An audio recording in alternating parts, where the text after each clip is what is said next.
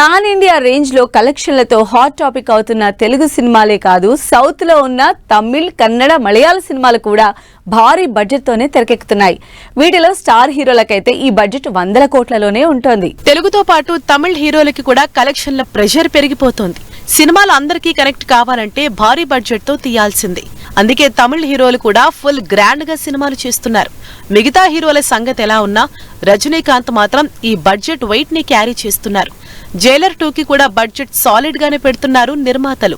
రజనీ సినిమాకి ఓపెనింగ్స్ తోనే మాక్సిమం కలెక్షన్లు వచ్చేస్తాయి.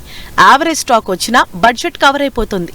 అందుకే ఎంత బడ్జెట్ అయినా పెట్టడానికి రెడీ అవుతున్నారు నిర్మాతలు.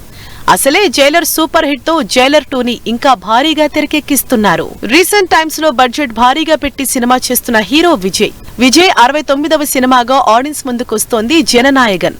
లాస్ట్ మూవీ కాబట్టి సినిమాని గ్రాండ్ గా 300 కోట్లకు పైగా బడ్జెట్ తో తెరకెక్కిస్తున్నారు మేకర్స్. అంతకు ముందు సినిమాలు సరిగా హిట్ అందుకోకపోవడంతో ఈ సినిమా కలెక్షన్ల మీద ఎక్కువ హోప్స్ పెట్టుకున్నారు ఫ్యాన్స్.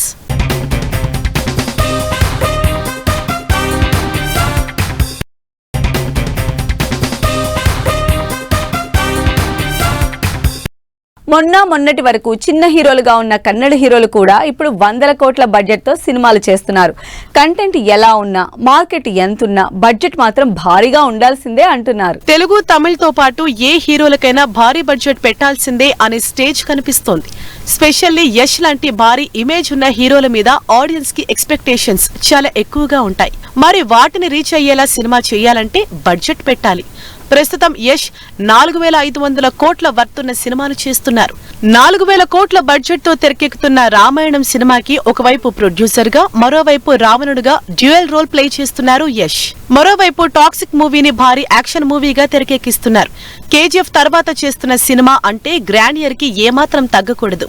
అందుకే ఆడియన్స్ ఎక్స్పెక్టేషన్స్ కి తగినట్లు సాలిడ్ ఎలివేషన్, యాక్షన్ తో టాక్సిక్ ని తెరకెక్కిస్తున్నారు. వీటికి తోడు మోస్ట్ అవైటింగ్ సీక్వెల్ KGF 3 ని లైనప్ చేయబోతున్నారు.